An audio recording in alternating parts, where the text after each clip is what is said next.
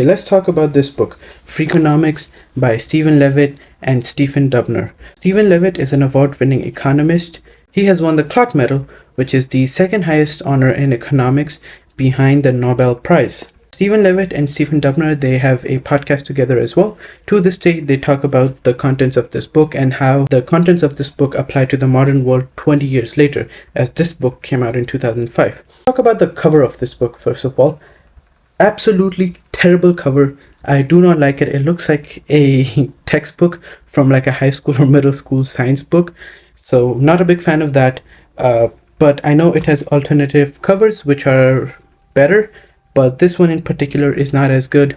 Now onto the contents of this book. This book focuses heavily on incentives and the incentive structures and the importance of designing very, very good incentives. And it talks about different case studies on how people cheat those incentive systems to gain more than was initially designed. I took economics throughout high school, and this book was very helpful in, pointing me to the direction that basically what economists are doing are designing incentives to promote desirable behavior and to discourage undesirable behavior.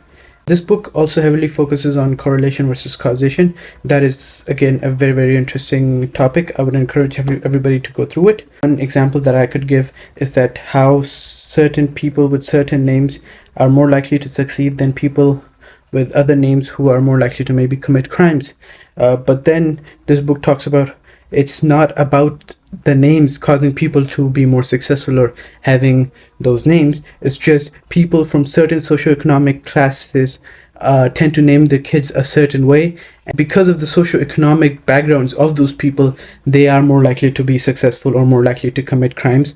So this book was also turned into a documentary. It's free on YouTube for people to watch. So this book is not without its flaws, however, but I think it is still a very interesting outlook on economics and presents a very, very interesting framework on how economists can begin to design incentive structures.